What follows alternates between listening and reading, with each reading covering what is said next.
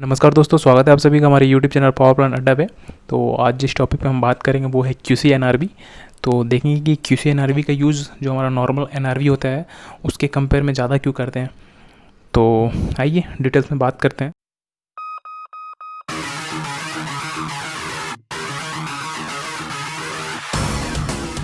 तो आइए बात करते हैं क्लोजिंग नॉन डिटेल वॉल के बारे में। तो सबसे पहले देखते हैं कि इसमें ऐसा क्या एडिशनल होता है कि जो हमारा जो नॉर्मल एनआरबी होता है उससे ज़्यादा हम इसका यूज़ करते हैं। तो सबसे पहले देख लेते हैं हम नॉर्मल एनआरबी के बारे में। तो जनरली जो हमारा पावर प्लांट में जो एनआरबी यूज़ होता है वो swing type non return ball होता है। ठीक, क्या होता है? Swing type non return ball. तो इसका यूज़ क्या होता है? जनरली एनआरबी का यूज़ ये होता है कि ये जो हमारा फ्लूइड होता है, जो भी वाटर है, जो भी स्टीम हो, उसको किसी एक डायरेक्शन में जाने के लिए अलाउ करता है। अगर वो वहाँ से अगर रिवर्स आने की कोशिश करेगा तो जो उसका एनआरबी का फ्लैप है वो बंद हो जाएगा। जैसे कि यहाँ पे देख सकते हैं इस पाइप में, जस्ट मैंने एक एग्जाम्पल बना के समझाने की कोशिश कर रहा हूँ। जैसे मान लीजिए जो आपका फ्लो है, वाटर का फ्लो का डायरेक्शन इस डायरेक्शन में, और ये इसका फ्लैप है, ठीक। तो और यहाँ पे ये बोल्टेड है। तो जैसे इधर से पानी आपका जाएगा इधर से, तो ये क्या होगा? इस फ्लैप को उठाएगा ऐसे, ये मान लीजिए इधर आ जाएगा, ठीक ना। फ्लैप उठ के इधर कहीं पे आ जाएगा, ठीक, इधर आ जाएगा और आपका वाटर इधर से निकल जाएगा। लेकिन वही सेम कंडीशन अगर जो मान लीजिए आपका वाटर अगर इधर से वापस आने की कोशिश करता है इधर से, तो क्या होगा? ये वापस आने की कोशिश करेगा तो क्या होगा? जो फ्लैप है ये वापस यहाँ पे अपनी पोजीशन पे आकर बैठ जाएगा और वाटर को वापस नहीं जाने देगा। तो इसीलिए हम क्या एनआरबी का यूज़ करते हैं, ताकि जो हमारा फ्लो है वो एक ही डायरेक्शन में हो और वापस ना आए। तो अगर ये तो हमारा हो गया नॉर्मल एनआरबी, ठीक। बट अगर किसी सिस्टम में पल्सेटिंग फ्लो है, मतलब कि धीरे धीरे, मतलब प्रेशर कभी ज़्यादा है कभी कम है, तो उस कंडीशन में क्या होगा कि जो हमारा स्विंग चेक, जो हमारी नॉर्मल एनआरबी है ना, वो उतना एफिशिएंट वर्क नहीं कर पाता है। क्यों? क्योंकि जब इसमें आपका फ्लो बैक आता है तो उस कंडीशन में एनआरबी क्लोज होगा। उससे पहले क्या होगा, वो मतलब कि जितने देर में क्लोज होगा, इसको क्या है कि इसमें ये अपने वेट के कारण क्लोज होता है। मान लीजिए यहाँ से यहाँ उठ गया, तो ये जो क्लोज होगा वो अपने वेट के कारण क्लोज होगा। और जैसे ही मान लीजिए कि पल्सेटिंग फ्लो वाली लाइन है, तो अगर ये बंद होगा ना, तो बहुत ही सडन, मतलब बहुत ही तेज़ी से ये बंद होगा। जो इसका वॉल का सीट है उस पर जो इसका वेट है ना, वॉल का सीट का जो सील है वो डैमेज कर देता है। ये जो एनआरबी है आपका, एनआरबी का जो फ्लैप है वो क्या करता है? उसका वॉल की जो सीट का सील है उसको डैमेज कर देता है, अगर आपका पल्सेटिंग फ्लो का सिस्टम है तो एक एग्जांपल देखते हैं। जैसे मान लीजिए कोई हमारा पंप है, ठीक ना, वो रनिंग कंडीशन में है, ठीक। पंप जो हमारा रनिंग कंडीशन में है और सडन वो मान लीजिए ऑफ हो जाता है, ठीक, किसी रीज़न से मान लीजिए वो ऑफ हो जाता है, ठीक। तो उसमें क्या होगा कि वाटर का जो फ्लो था वो उसका फ्लो का स्पीड डिक्रीज़ होगा। क्यों डिक्रीज होगा? क्योंकि आपका पंप तो बंद हो चुका है, पंप बंद हो चुका, फ्लो देना बंद कर दिया पंप ने। तो जो जिस फ्लो से वाटर, जिस स्पीड से वाटर फ्लो हो रहा था, उसका स्पीड क्या होगा? रिड्यूस हो जाएगा। क्या हो जाएगा? रिड्यूस हो जाएगा। ओके, तो क्या होगा कि रिड्यूस होगा तो क्या होगा? जो आपका वाटर है, जो मान लीजिए इस डायरेक्शन में जा रहा था, तो क्या करेगा? मान लीजिए यहाँ के बाद वो फिर वो बैक आने की कोशिश करेगा यहाँ से, ठीक ना, बैक आने की कोशिश करेगा।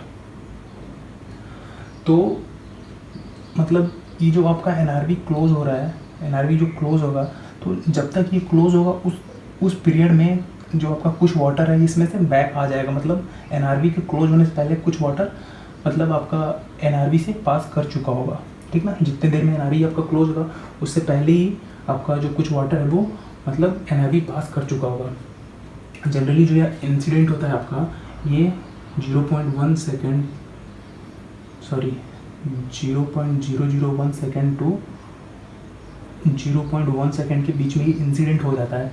जो आप अगर नॉर्मल एनआरबी यूज़ कर रहे हैं उस कंडीशन में जो आपका बैक आएगा, वो बैक कितने देर में आ जाएगा?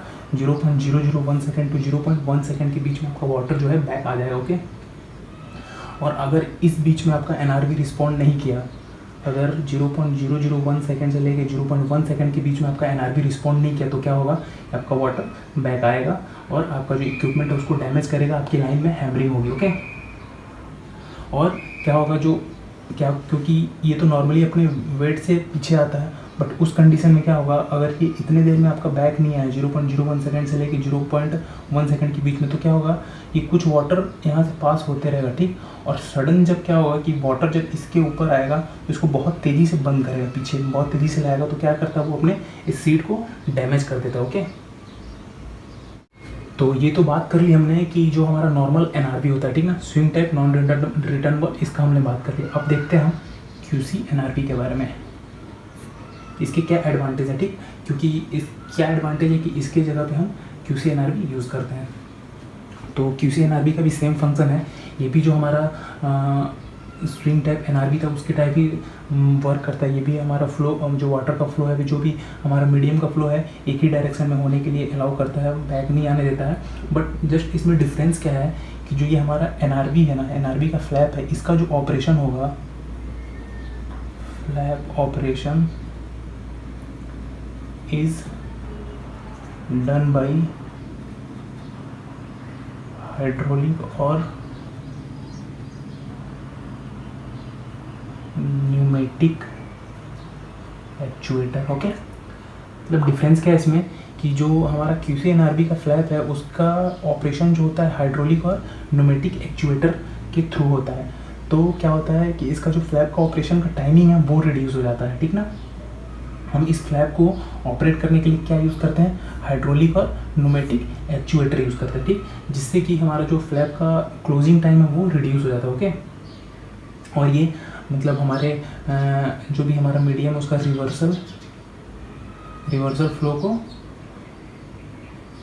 रिवर्सल फ्लो होने से मतलब अवॉइड करवाता है, ठीक ना, प्रिवेंट करता है, ठीक। तो और इसका जो डिस्क का मूवमेंट है वो जैसा कि मैंने बताया वो न्यूमेटिक या हाइड्रोलिक सिलेंडर से क्लोज होता है।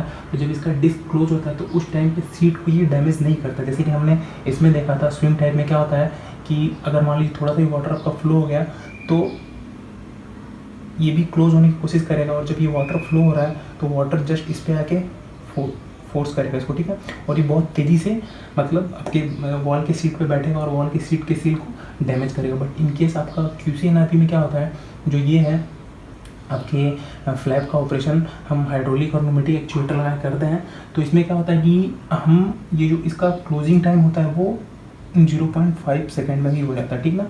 0.5 सेकेंड में तुरंत क्लोज करेगा उसको और रिवर्सल फ्लो को अवॉइड करता है, ठीक ना, रिवर्सल फ्लो को रिस्ट्रिक्ट करता है।